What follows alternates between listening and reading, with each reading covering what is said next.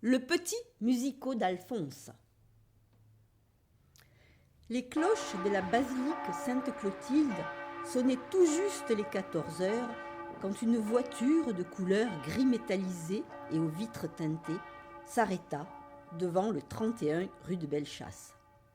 Un adolescent de 15 ans environ, aux traits fins, aux cheveux châtains légèrement ondulés, élégant dans son costume de velours noir à boutons d'argent, en sortit brusquement, le cœur battant.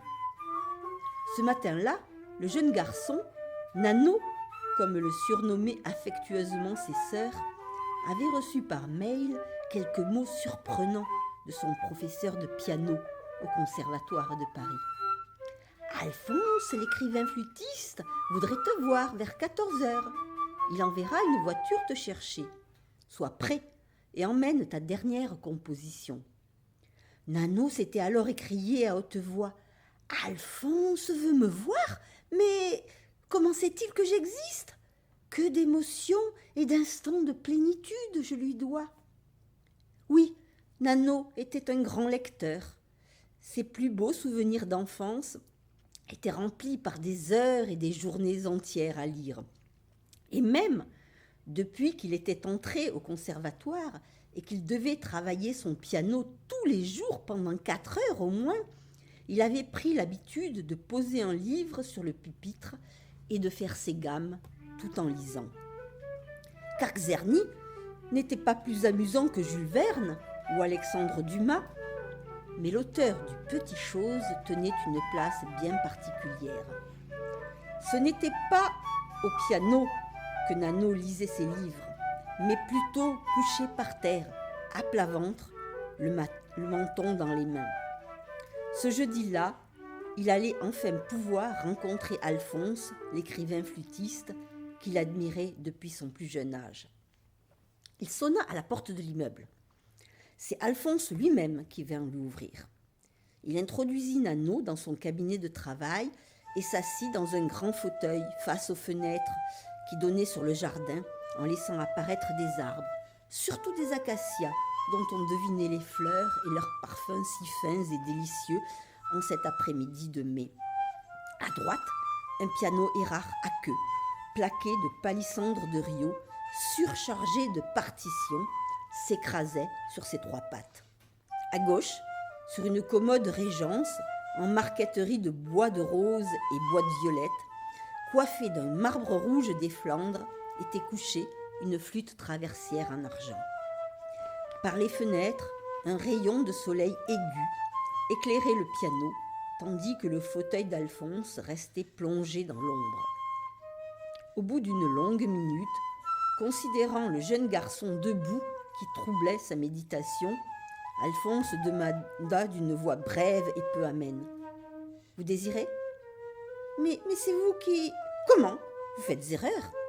Je n'attends personne. » Nano balbutia quelques phrases où il était question d'un mail, d'une voiture et de sa venue. Alors soudain, comme ébahi, Alphonse, l'œil profond, toisa Nano comme une bête curieuse et éclata de rire. « Ah, que c'est drôle, dit-il. Je n'imaginais pas un compositeur aussi jeune. » Tout se passait comme un quiproquo dans une scène de théâtre. Nano comprit la méprise et se détendit. « La valeur n'attend point le nombre des années, lui rétorqua-t-il avec à-propos. « Qu'aimez-vous donc en littérature et en musique ?» lui lança Alphonse bourru et légèrement moqueur. Nano prit une profonde inspiration et déclara avec ferveur. « La musique et la littérature sont comme 2 coursiers attelés ensemble. La musique accroît le pouvoir évocateur des mots et accentue la prosodie des phrases. C'est la seule chose au monde qui m'intéresse, voire m'enthousiasme, la réunion ou même la fusion de ces 2 mondes. » Alphonse fermait à demi les yeux. Sa main nerveuse pressait l'accoudoir de son fauteuil. « Un musicien littéraire, pensait-il. Eh bien, montrez-moi. » Alphonse pria Nano de se mettre au piano et de jouer la composition que ce dernier avait menée. Nano s'exécuta. Avec sa voix de baryton léger, il se mit à chanter en s'accompagnant au piano, la tête légèrement renversée en arrière.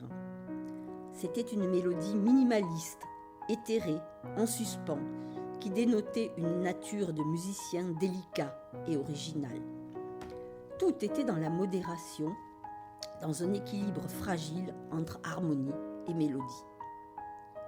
Alphonse éprouva immédiatement de l'extase devant cette voix singulière, légère, pleine de charme et d'expression, à la fois précise et souple, indolente et nerveuse.